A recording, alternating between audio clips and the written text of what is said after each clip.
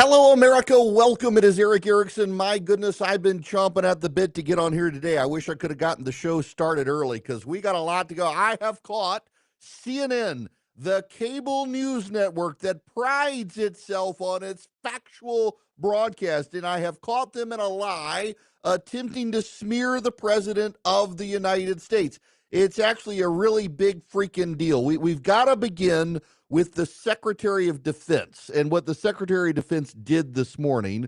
The Secretary of Defense having a press conference, tearing into the media. How many stories have been written about how hard it is to, I don't know, fly a plane for 36 hours? Has MSNBC done that story? Has Fox? Have we done the story how hard that is? Have we done it 2 or 3 times so that American people understand? How about how difficult it is to shoot a drone from an F-15 or 16 or F-22 or F-35? Or what it's like to man a Patriot battery, or how hard it is to refuel midair, giving the American people an understanding of how complex and sophisticated this mission really was. There are so many aspects of what our brave men and women did that, because of the hatred of this press corps, are undermined because your people are trying to leak and spin that it wasn't successful. It's irresponsible. And folks in this room are privy to that information because of the proximity here in the Pentagon. It's an important responsibility. And time again, classified information is leaked or peddled for political purposes to try to make the president look bad. And it's true. This morning, Pete Hegseth tore into the American media for trying to make the president look bad, which is exactly what CNN did.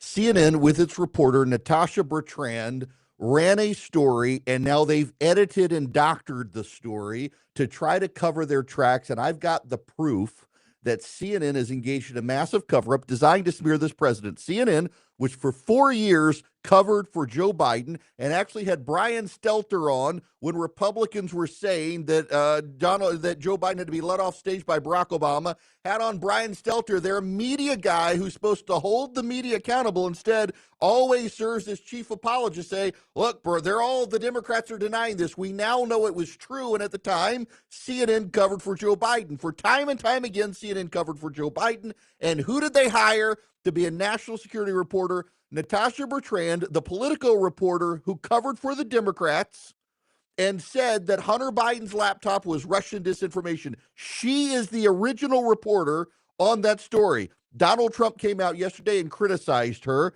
CNN is now defending her. They've released a statement, quote, "We stand 100% behind Natasha Bertrand's journalism, and specifically her and her colleagues' reporting of the early intelligence assessment of the U.S. attack on Iran's nuclear facilities.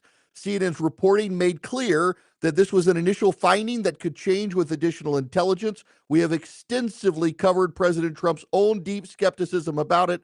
However, we do not believe it is reasonable to criticize CNN reporters for accurately reporting on the existence of the assessment and accurately characterizing its findings, which are in the public interest. This is a load of horse manure. I would say bull, but we're on public radio networks and can't say the BS word, but this is BS from CNN. They've been caught in a lie.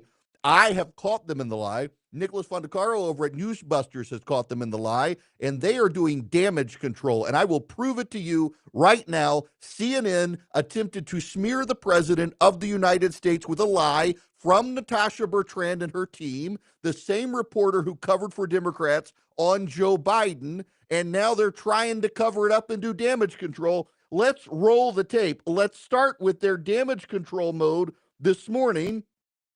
These are the CNN anchors lying to the audience of CNN.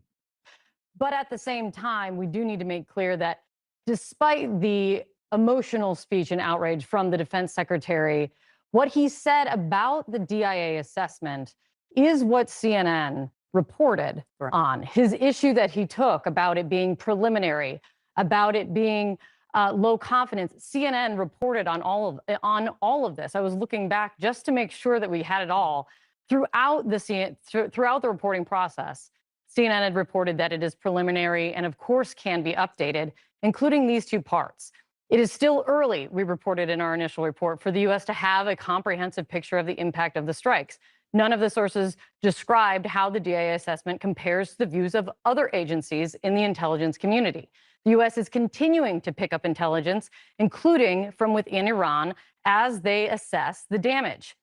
Also in CNN reporting, where the secretary took real issue and seemed very upset about it not being stated that there was low confidence stated in this DIA assessment. Also in CNN reporting, including this, the final U.S. military battle damage assessment by the DIA could take days or even weeks to complete. Multiple sources familiar with the Pentagon's process told CNN the initial DIA analysis was produced just 24 hours after the attack, according to one of the sources, because it was only a preliminary analysis. Its judgments were low confidence. You got that? Its judgments were low confidence. They said the preliminary reports, the initial CNN reports, CNN's all of their reports. I looked back. No. We got to go back. We got to play one more time at the beginning here. But at the same time, we do need to make clear that despite the emotional speech and outrage from the defense secretary, what he said about the DIA assessment is what CNN reported on. His issue that he took about it being preliminary, about it being low confidence. CNN reported on all of this. I was looking back just to make sure that we had it all throughout the reporting process.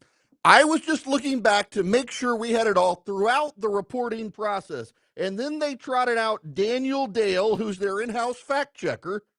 Well, a few things here. The secretary referred to fake news CNN and then immediately proceeded to effectively confirm CNN's reporting. Again, emphasized that this intelligence assessment was preliminary, made with low confidence.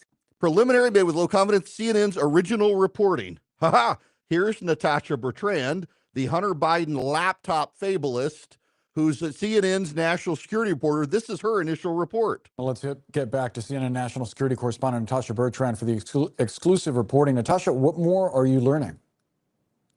Yeah, Boris, so this is an early assessment from the Defense Intelligence Agency, which is the Pentagon's intelligence arm. And we do want to emphasize that the intelligence, of course, is ongoing. The collection is ongoing, and the assessments as a result of that intelligence could change. But as of right now, the DIA has produced this intelligence assessment that we are told was based on the battle damage assessment that U.S. Central Command has done following those massive bombings and strikes that the U.S. carried out inside Iran last weekend. And what we are told is that based on the assessments of the damage that these bombs implemented on these nuclear sites, that as of right now, it does not appear that they ended or obliterated Iran's nuclear program. Instead, they only set it back by months, according to people who were briefed on the assessment. Now, these findings are obviously at odds with President Donald Trump's repeated assertions that the strikes, quote, completely and totally obliterated Iran's nuclear enrichment facilities, something that has been echoed as well by Secretary of Defense Pete Hegseth. But we did ask the White House for comment on this, and they appeared to acknowledge the existence of the assessment, but they said that they disagreed with it. Now, her report goes on for 2 more minutes. I can't play it all, or I'm fact-checking CNN, and CNN would send me a letter and sue me for stealing their content if I played too much of it. But she never, in the 4 minutes that she's on TV, says that it's low confidence. When she produced this on Tuesday, the 24th of June, and you don't have to believe me because I actually got in the Wayback Machine, which is a website where you can go track changes to news stories. This is the original CNN reporting. I've got it. For those of you watching on the video live stream, you can walk along with me here and see it. Exclusive early U.S. assessment. It was published 2:51 p.m. on June 24th, 2025, 2:51 p.m. as I was getting off air. Let's word search it for the word low. There are 2 references. There's Trump calling sources low-level losers, and Isfahan's lower levels, penetrating Isfahan's lower levels. 2 references to the word low. That's the original report. There are 2 published at 2:51 p.m. on June 24th. And that evening, Natasha Bertrand goes on CNN, never says the report is low confidence. And in the original reporting, it never says it's low confidence. They altered their reporting. CNN altered their reporting the next day. I went into the Wayback Machine and I tracked it. Let's roll the tape. This has been updated 8:30 a.m. on Wednesday, June 25th. 8:30 a.m., June 25th. There are now 3 references to the word low. There is the anonymous low-level losers, and then there's the new paragraph. It was a low confidence report, followed by references to Isfahan. So you got that? At the bottom, they had the story has been updated with additional details. They don't tell you who updated the story with additional details. 2:51 p.m. on Tuesday, June 24th, CNN runs a story that does not say it's low-level confidence. They put Natasha Bertrand on CNN, who does not say it's a low-level confidence report. And now today, after being blasted by Donald Trump and Pete Hegseth, CNN is lying to its viewers, claiming all along they reported it was low-level confidence, when actually that's not what they did. They're lying right now. It took them more than 12 hours to update it after the Pentagon, the CIA, and the Israelis confirmed that it was low-level intelligence. For more than 12 hours, CNN refused to correct it. And they trotted out their fact-checker one more time. Well, a few things here. The secretary referred to fake news CNN and then immediately proceeded to effectively confirm CNN's reporting. Again, emphasized that this intelligence assessment was preliminary, made with low confidence. That's not what CNN reported, Daniel Dale. That is not what CNN reported. One more time, back to the anchors.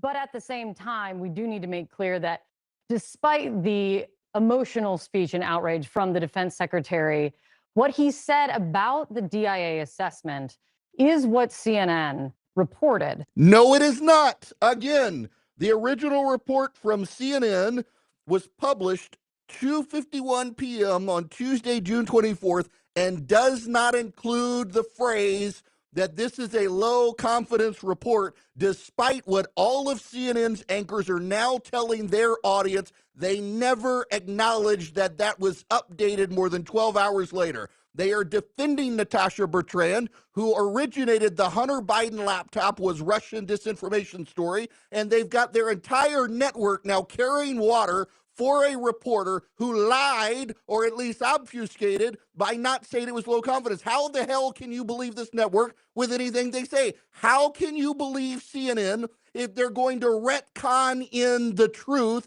and claim they said it all along and they did not? It was a flat-out lie by CNN for their anchors and for their fact checker to come on television and say Donald Trump was just saying what they said. They're not, because Donald Trump knew it was a low confidence report, and CNN refused to tell its viewers the truth for more than 12 hours, and now refuses to acknowledge it revised and altered its original reporting to conform to what everyone else knows. They can't be honest with their audience. They can't be honest about their original reporting. They can't be honest that their reporter is the reporter who came up with the Hunter Biden laptop Russian disinformation lie when the Hunter Biden laptop was real.